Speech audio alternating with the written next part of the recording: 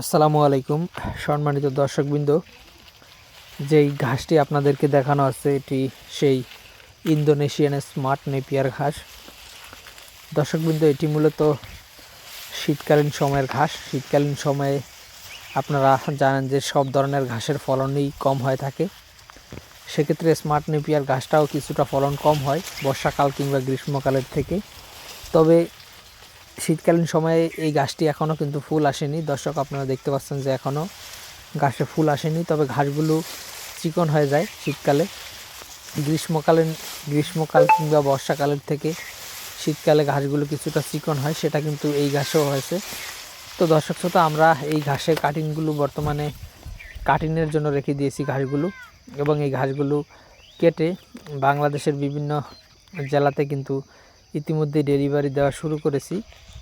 তো দর্শকবৃন্দ, আপনারা যারা এই ঘাসের কাটিং সংগ্রহ করতে চান, যারা এই ঘাসটি আপনাদের জমিতে চাষ করতে চান, তারা আমাদের স্ক্রিনে দেওয়া নম্বরে আমাদের সাথে যোগাযোগ করলে আমরা সারা বাংলাদেশে, বিশেষ করে আপনার জেলায়, উপজেলায়, থানা পর্যায়ে, এমনকি আপনি যদি এই ঘাসের কাটিংগুলো হোম ডেলিভারি নিতে চান, সেক্ষেত্রে আমরা কিন্তু হোম ডেলিভারিও পাঠিয়ে দিতে পারবো। তো দর্শক শ্রোতা, যে কথাটি বলছিলাম যে শীতকালে ঘাস কিছুটা চিকন হয়, তো সেক্ষেত্রে স্মার্ট নেপিয়ারটা অনেকটা চিকন হয়ে গিয়েছে, তবে এখনও ফুল আসেনি। তো দর্শক, এটি মোটামুটি শীতকালীন সময়ে ভালো ফলন হয়ে থাকে। আপনারা চাইলে অন্যান্য ঘাসের পাশাপাশি এই ঘাসটিও চাষ করতে পারেন। খুবই নরম এবং মিষ্টি ঘাস এবং খুবই রসালো ও স্বাদযুক্ত ঘাস। 22 থেকে 25% প্রোটিনযুক্ত ঘাস কিন্তু এই ইন্দোনেশিয়ান স্মার্ট নেপিয়ার।